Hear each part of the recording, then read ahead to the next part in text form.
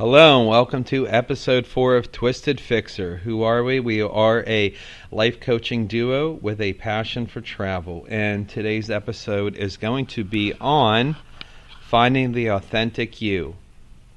And finding the authentic you is important because then we find our individualism. And how do we do that? But first, we want to say happy belated UFO World Day. UFO Day, Yes. which would explain the noise at the intro of the show. Yes. And if you hear any explosions in the background, it's because today is July 4th. July 4th. Ding, ding, ding. Very surreal July 4th. Very, very because we're in the middle surreal. of the pandemic still, so it's been pretty quiet for a holiday other than some fireworks. But today we actually got to go to Foley, Alabama to mess around. We took a little road trip. It's like 45 minutes out of here, which is Pensacola, Florida. And we went there, and basically it's a ghost town. as everything is right now. As everything is right now. They have an amusement park there, and there wasn't many people there, but they also have what do they call it, outlets?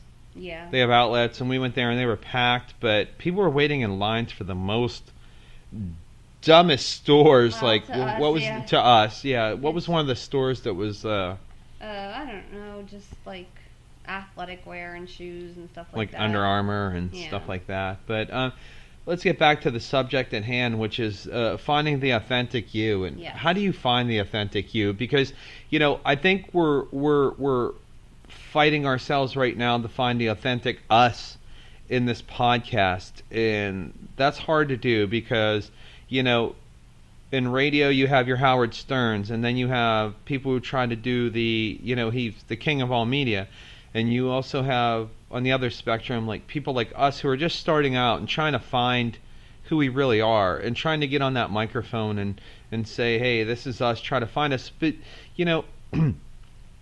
finding us is the hardest thing because right now we're just starting out. We're just trying to find out what we're really trying to do, which is we are trying to combine life coaching, which I would call it more advice givers, because we have experience in life. We have a lot of experience in life, good and bad.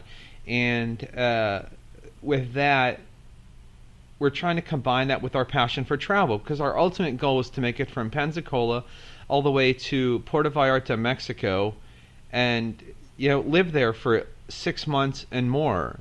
And the way to do that is to record things like this and videotape our experiences and travels. But find the authentic us. How do you think you find the authentic us?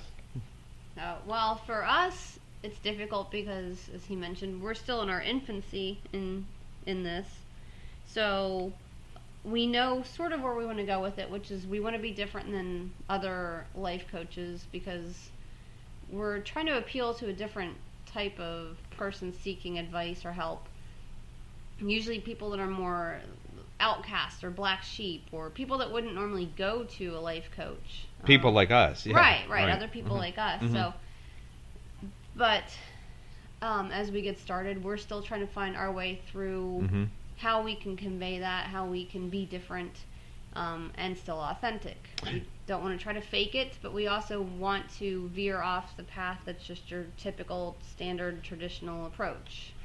I think a lot of it is loosening up, and I think being limber in your trade, no matter what it is, does help you to become that. Does help you to become more successful. And when you're stiff and rigid, and you're trying to, we try to do this without a script, and obviously it does sound like we're doing this without a script, and I edit very meagerly along those paths, and trying to do this is not easy because it seems like you do need to be scripted, but you don't, and that's where I think the authentic you comes into play. Yeah, definitely. Doing it more off the cuff, at least. Yes. A lot of this happens organically, where we at least have an idea we want to talk about, and maybe some points we want to try to make sure we cover. But other than that, we just come to you with what we're thinking and how we're feeling about the topic at the moment, and So tonight we wanted to be able to discuss with you that finding your authenticity Yes. is something you should be seeking no matter what you do in life. Mm-hmm. Right.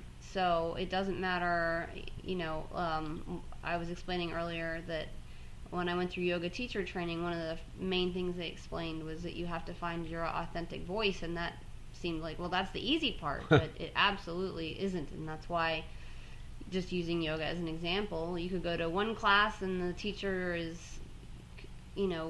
sort of dull, or you just don't connect with them, and then other classes, the person really seems to know what they're doing.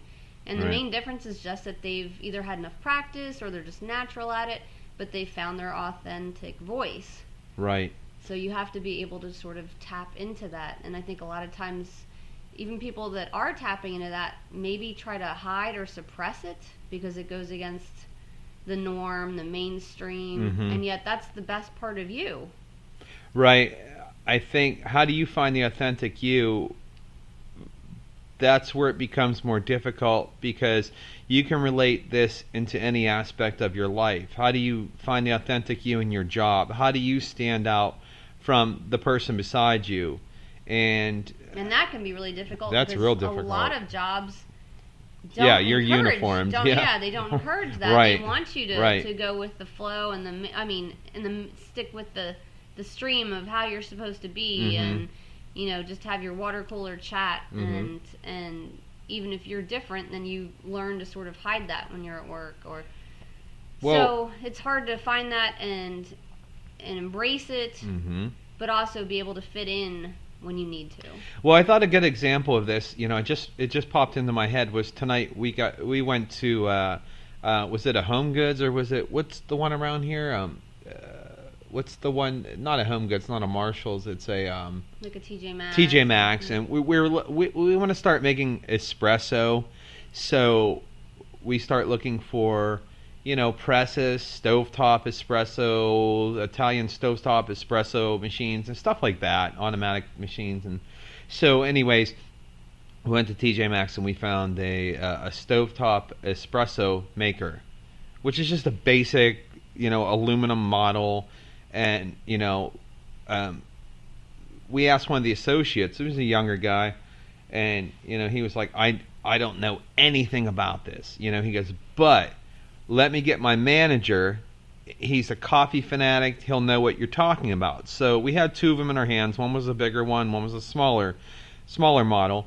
And we waited a few minutes, and I didn't think the guy was going to come over. He or she was going to come over, rather. And eventually a manager came over, and I asked him, what's the difference, and what are these? And the guy was so knowledgeable. Yeah, and it wasn't he was just- very natural with it. I mean, he was very Well, that's the thing, is it wasn't just that he was natural. I mean, that is true too. Yeah, that's but why. it was that he He's sort of good. almost lit up. Yeah, he like did. It was because he was so used to all day long he's taking Yes. complaints And returns or and- dealing with the truck showing up to deliver Yeah. things, and it's just a routine. And Why can't I return this? I had Right. this for 3 months and no receipt. Exactly. But But finally he Mhm. got to talk about something that he was interested in and passionate about, and he was that- so happy. in most job situations that doesn't happen enough. So it was I think really cool to see him just get super excited about it, and anything he didn't know he was looking up, and it was definitely to help us, but I think it was also because he wanted Uh-huh. to know. It's furthering his knowledge. He even in told us something. to come back and tell Yeah, us let him how know we. how yeah. it was. So we watched some YouTube videos on it. This is on a side note here. We watched some YouTube videos on it and so we can figured give it out. feedback. Yeah, and we're gonna try it tomorrow. And anyways, so finding the authentic you. That was one example of how we went into a retail shop, and this guy was so good at his trade. And you can say like, oh, big deal, he's some manager of some podunky business, but he was very good at it. Well, yeah, And he was very because authentic it wasn't the way just he about felt. the retail aspect of it. It was the fact that we had gotten him to talk about something that he was interested in, and he was able to share knowledge. So Right. that was where we tapped into helping him with his authenticity We about did. a topic that he was, that Mhm. he actually was passionate about. So I guess what I would just want to be able to convey tonight is that as we struggle to sort of find how we can convey how we're different than other life coaches or advice givers, we're finding our way every time we do this. It's so we can practice and it'll start to become more natural each time. But the challenge is that you need to do the same. You should do the same.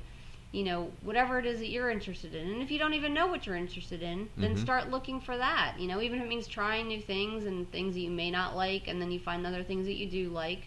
But find other people that you can talk to about things that you're interested in. Go outside your boundaries, and I think that's important because, I think that's where you and I are trying to find ourselves right now. We're going outside our boundaries, even with like clothing. So one of the things that we try to do every other weekend or every couple weeks, we go into like a retail clothing shop, and we'll start buying clothing that really is out of our norm. Like, we're normally wearing black T-shirts and jeans.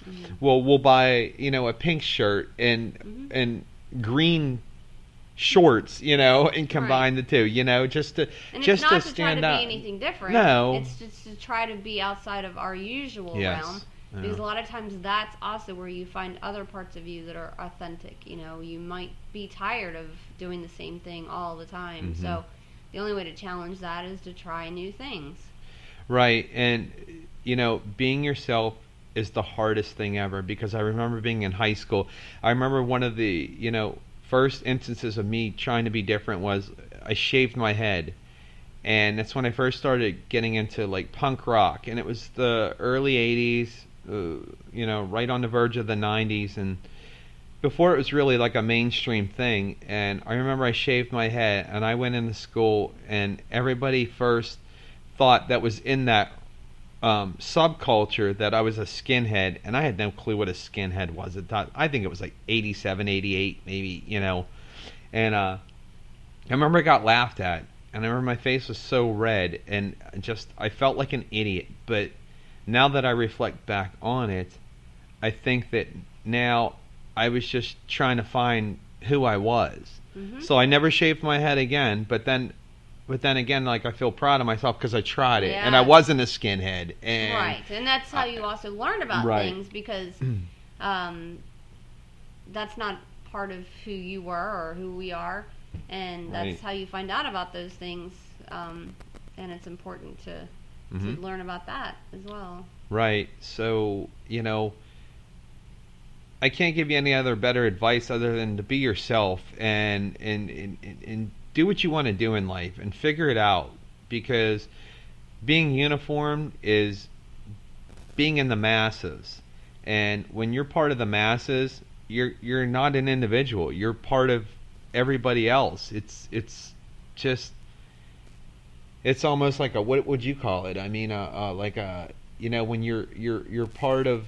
It's so uniform that you don't stand out. Like, stand out some. Be yourself. And then like you if feel you very stuck.